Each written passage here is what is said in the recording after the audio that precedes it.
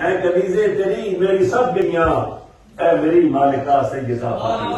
اللہ تعالیٰ ہماری سب بیٹیوں کو بی بی فاطمہ پاک کنیزے بنا دے، ہم سب کی بیٹیوں کو اللہ ان دوستوں پہ چلنے کی توفیق عطا فرما دے، ہماری سب بیٹیوں بہنوں ماؤں کو اللہ تعالیٰ ان دوستوں پہ چلنے کی توفیق عطا فرمائے۔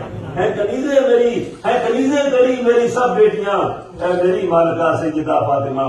اور نور یہ دل شکستہ کو بھی بھیگ دو، نور یہ دل شکستہ کو بھی بھیگ دو، صدقہ حسنین کا سیدہ فاطمہ۔ سیدہ کان لال حیا سیدہ فاطمہ، جان مہر و وفا سیدہ فاطمہ۔ یہ آپ کی خدمت میں میں نے جو چند مصرے عرض کیے بی بی فاطمہ پاک کی شان میں اللہ کریم کی فضل سے مجھے عطا ہوئے تھے، تو ہمارے دونوں پڑھنے والے جناب میاں شاہد صاحب تشریف فرما ہوئے، انہیں بھی خوش آمدید کہتا ہوں، اور جناب سید نصیر الدین صاحب بھی تشریف فرما ہوئے، انہیں بھی خوش آمدید کہتا ہوں۔ اور جو برکت کے لیے جو میں نے آیت مبارکہ پڑھی تھی اس کا ترجمہ بھی نہ کروں تو یہ مناسب نہیں ہوگا۔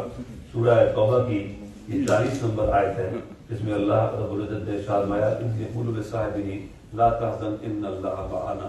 اور جب وہ غار میں تھے اور اپنے ساری اسنان زما فی الغار، وہ دو میں سے دوسرے تھے غار میں، جب وہ اپنے صاحب سے کہہ رہے تھے کہ آپ غم نہ کرو اللہ ہمارے ساتھ ہے۔ اس کی تفسیر میں علماء تفسیر مفسروں نے لکھا کہ ہر صحابی کی جو صحابیت ہے وہ حدیث سے ثابت ہے۔ ابو بکر وہ صحابی ہیں جن کی صحابیت قرآن سے ثابت ہے۔ صاحب ہی اب انہوں نے ساری جب وہ دو میں سے دوسرے تھے، اس میں بھی امام راضی علیہ الرحمہ نے اور دیگر مسلموں کی بات دیکھا کہ ساری اسنین یہ عربوں کا ایک طریقہ ہے کہ وہ جب کہتے ہیں کہ دو میں سے دوسرا، ایک ہے دو میں سے دوسرا، ایک ہے ایک کے بعد دوسرا۔ جیسے اگر کوئی کہے کہ 7 آدمی تھے، 6 بھائی تھے اور 7واں ان کا قدم تھا، 7واں ان کا دوست تھا، تو وہ جو 7واں ہے نا وہ 6 میں شامل نہیں ہے، وہ کہتے ہیں 333، 3 میں جو تیسرا ہے وہ تینوں میں شامل ہے، رابع العربہ، 4 میں سے جو چوتھا ہے وہ 4 میں شامل ہے، خامس الخمسہ جو 5 میں سے 5 ہے وہ 5 میں شامل ہے۔ تو یہ ثانی اثنین کا معنی ہے کہ اللہ کریم نے کہا کہ وہ دو میں سے دوسرے جو تھے، وہ دو میں سے جو پہلے ہیں وہ محمد عربی ہیں، اور جو دوسرے ہیں وہ ابو بکر صدیق رضی اللہ تعالیٰ عنہ۔ ثانی اثنین وہ دو میں سے دوسرے ہیں، اور پھر کہا کہ اذ یقول لصاحبہ، جب وہ اپنے صحابی سے کہہ رہے تھے۔ 1,24,000 صحابہ کرام ہیں، کسی کو اللہ نے صحابی قرآن پاک میں نہیں، سارے صحابہ ہیں، سارے ہمارے سر کے تاج ہیں، سارے ہماری محبتوں اور عقیدتوں کا مرجع اور مرکز ہیں، مگر ان کی صحابیت کے لیے رب نے قرآن میں یہ آیت اتاری ہے اذ یقول لصاحبہ لا تحزن ان اللہ معنا، جب وہ اپنے صحابی سے کہہ رہے تھے۔ یہ غار ثور کا واقعہ ہے، جب ہجرت فرمائی نا، اور جب ہجرت ہو رہی تھی مکہ مکرمہ سے لوگ جا رہے تھے، تو حضرت ابوبکر نے کئی دفعہ عرض کیا رسول اللہ مجھے بھی اب اجازت دیں، میں بھی ہجرت کے لیے چلا جاؤں، میں بھی مدینہ چلا جاؤں۔ کہا ٹھہرو، شاید تمہیں اللہ کو اچھا ساتھی نصیب کرے۔ کہتے ہیں اشارہ اس طرف تھا کہ تم نے میرا ساتھی بننا ہے تو میرے ساتھ جاؤ گے۔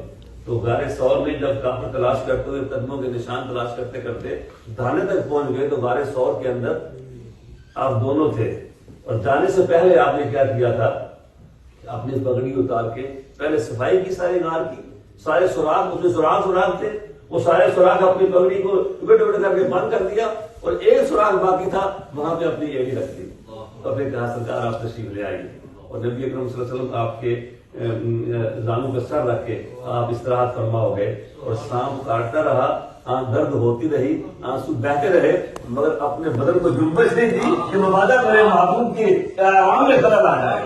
یہ وہ موقع تھا ثانیہ سنین اسما فی الغار اذ یقول لصاحبہ، جب آپ آنسو پڑے نا سرکار کے ساتھ پہ، تو کہا ابو بکر کیا معاملہ ہے؟ کہا مجھے سانپ نے کاٹ دیا ہے اور درد ہو رہی ہے۔ آپ نے لعاب لگایا اپنا، وہ درد جاتی رہی۔ جب کافر دارے تک پہنچ گئے اور وہ باتیں کرنے لگے آپس میں، تو جناب ابو بکر نے نیچے جھوک کے دیکھا تو کہا یا رسول اللہ یہ تو پہنچ گئے ہیں، ایسا نہ ہم پڑھنے جائیں۔ آپ نے اس وقت فرمایا تھا لا تحزن ان اللہ معنا، نہ کرو اللہ ہمارے ساتھ ہے، اللہ ہمارے ساتھ ہے، ہمیں کسی بھی غم تکلیف نہیں ہے۔ آگے اللہ آج کیسا ہے فقط ناصرہم اللہ، پھر اللہ نے ان کی مدد فرما دی، اور جو کافروں کا جو کلمہ تھا، جو کافروں کی بات تھی، اس کو نیچے دکھا دیا ان کے منصوبے کو۔ اللہ الکلمۃ اللہ العلیٰ، اللہ کا کلمہ جو بلند ہو گیا، اللہ نے اپنی بات کو بلند کر دیا۔ یہ حضرت ابوبکر صدیق رضی اللہ اس موقع پہ جناب رسول اللہ نے دعا کی تھی کہ اے اللہ اللہم اجعل ابا بکر معیا فی الجنہ اللہ درجہ تھی، اے اللہ ابو بکر کو جنت میں میرے درجے میں میرے ساتھ رکھنا چاہیے۔ یہ وہ موقع تھا جب آپ نے ان کو یہ دعا دی تھی۔ تو اللہ تعالیٰ مجھے اور آپ کو عمل کی توفیق عطا فرمائے۔ اور بھی بہت ساری باتیں کی جا سکتی تھی مگر چلو وقت کم ہے، ہمارے بزرگ یہ بعد میں تشریف لائے گے، ہم نے ان کو بھی سننا ہے۔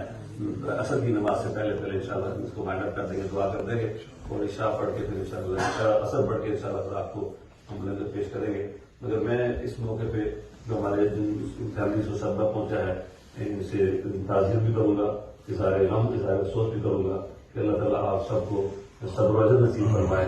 اور یہ جو نیک لوگوں کا جو تذکرہ ہے سورہ فاتحہ میں جب ہم کہتے ہیں نا کہ اے اللہ ہمیں سیدھا راستہ دکھا، تو اس کے بعد سوال پیدا ہوتا ہے راستہ کن لوگوں کا، کون سا راستہ سیدھا راستہ ہے؟ رب نے فرمایا کہ راستہ انعام یافتہ لوگوں کا، صراط الذین انعمت علیہم۔ پھر سوال اٹھا دین میں کہ یہ انعام کن لوگوں میں انعام ہوا ہے؟ تو اللہ نے قرآن پاک میں